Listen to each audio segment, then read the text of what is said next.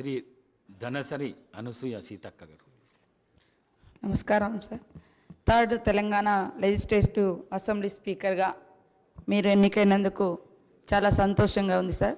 మీకు శుభాకాంక్షలను తెలియజేస్తూ మీ వ్యక్తిగత జీవితంలో కానీ రాజకీయ జీవితంలో కానీ ఎన్నో రకాల ఒడిదుడుకులను ఎదుర్కొని ఈ స్థాయికి రావడం మాలాంటి అణగారిన వర్గాల నుంచి వచ్చినటువంటి బిడ్డలకు మీ జీవితం కూడా ఆదర్శప్రాయం, స్ఫూర్తిదాయకం.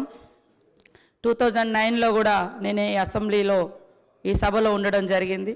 గత 5 years నుంచి మేమంతా పక్కపక్కనే ఒకే క్వార్టర్స్లో ఉండి మీరు ఎదుర్కొన్నటువంటి వ్యక్తిగత జీవితంలో మీ సతీమణి గారు కోల్పోవడం ఇట్లాంటివన్నీ కూడా మిమ్మల్ని చూసినప్పుడు మీరెంతో నిబ్బరంగా ఉన్నటువంటి తీరు ఇవన్నీ కూడా చాలా చెలించినటువంటి సందర్భం. ఈరోజు మిమ్మల్ని చూస్తే చాలా గర్వంగా ఉంది.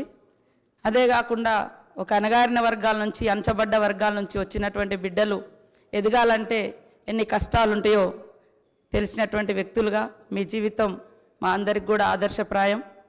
మీరు ఒదుగుతూ ఎదిగిన తీరు దేశానికి ఒక ఆదర్శవంతం. తప్పకుండా మీరు మమ్మల్ని అందరినీ కూడా సమన్వయం చేసుకొని సభ యొక్క ఔన్నత్యాన్ని, హుందాతనాన్ని కాపాడతారని భావిస్తూ ధన్యవాదాలు. సెలవు తీసుకుంటాను.